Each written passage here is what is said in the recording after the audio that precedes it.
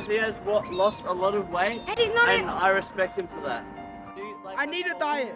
Well, there you go, just got photobombed. G'day, it's day 90 of the Carnivore 90 Challenge, and I have just finished this lion diet that I've been on. I researched it on a bus moving up to Brisbane 4 months ago. I decided to start it as soon as I moved into an apartment on the 1st of July. 90 days on, I have lost 11 kilos. My weight was hovering between 103 and 104 kilo, and now it's between 92 and 93 kilo.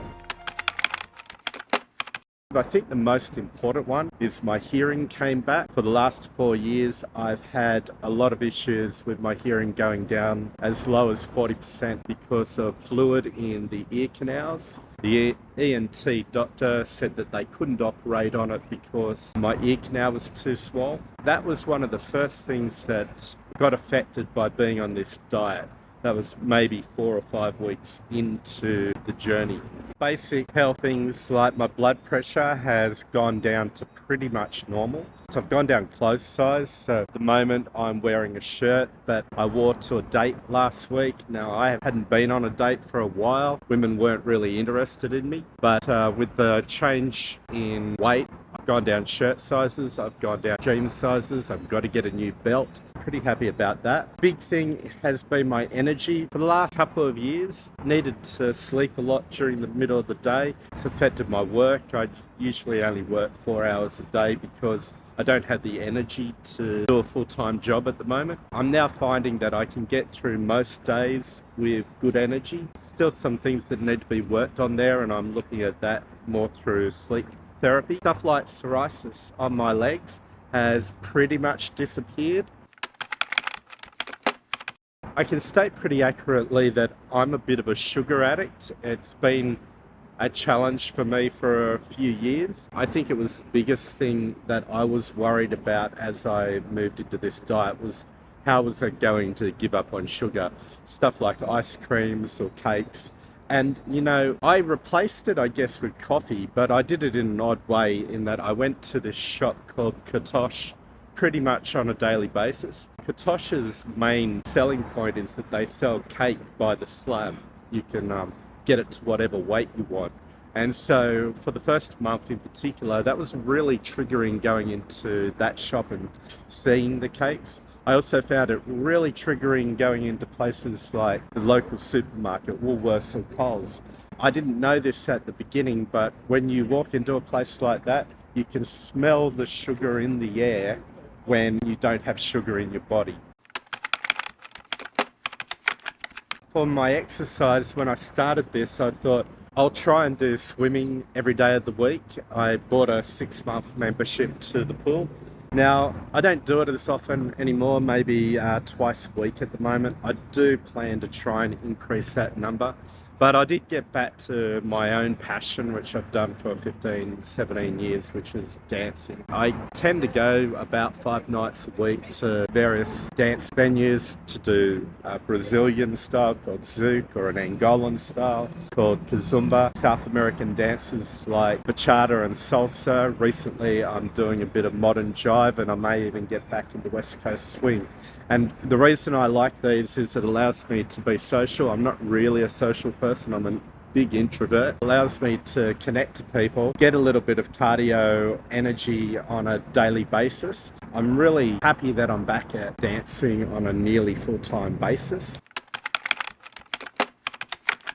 Maybe it's the meat, maybe it's being on carnivore. I got onto it for listening to the different health benefits that people got, but where I think most of the benefit has been is not having processed food, it's not having sugar, it's not having carbs. I'm not the sort of person that's ever going to go vegan or vegetarian, but there may be a time in my future where I'll go back to a few vegetables. I think if I did, one of the main things that I might want to try is more spices, like adding flavour to the meat. That was really the biggest challenge from just a daily eating point of view, but that's not a problem these days, so maybe I won't. Over the next 90 days, what I'd really like to do is get my weight down a bit further. I know there's easily 5 to 10 kilo that I can lose. I also want to tone up. Unfortunately, that means I'm probably going to have to do some gym work. Not something I like doing. If I don't like doing it, I probably won't. But we'll see. We'll see what I do over the next 3 months. Move forward, I do not plan to go back to supermarkets. I've been pretty happy going down to the markets every week.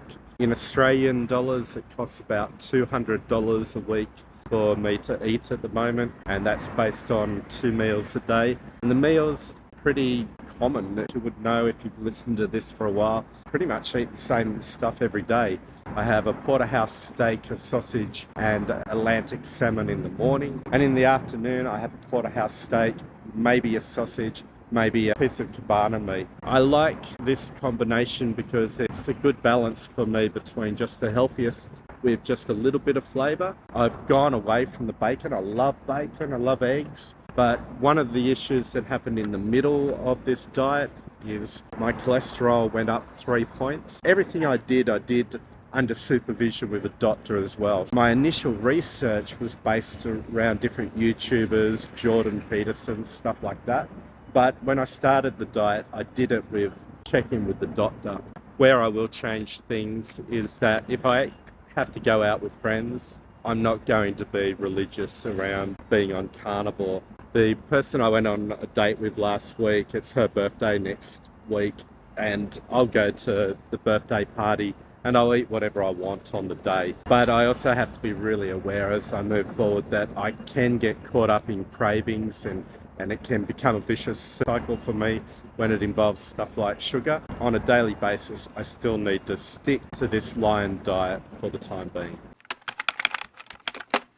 There's a couple of cheats that I've done on intention. So the first one is coffee. Coffee is not part of the carnivore diet, but I wasn't giving it up. In fact, I increased it. I went from 1 or 2 coffees a day to 2 or 3. This has also led to a bit of a problem for me because I'm having coffee late at night and it's affecting my sleep patterns. As I said earlier, I'm planning to do another sleep study, get a new CPAP machine and get my sleep in order, because I think that a lot of the energy problems I'm having at the moment that are still remaining are because of sleep disorder issues. One other cheat that was quite on purpose, I had planned it into my diet, is I bought organic honey directly from the farm.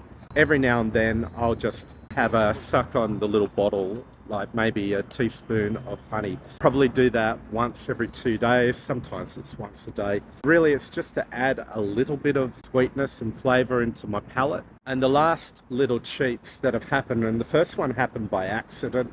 I went to a dance and they bought the ticket and they gave just a free drink at the bar, and I wasn't even thinking, and I just ordered this ginger beer and I drank it and went, shit, what have I done? Since then, I've probably done that 2 or 3 other times, and I only ever do it when it's in that sort of scenario where the drink is free.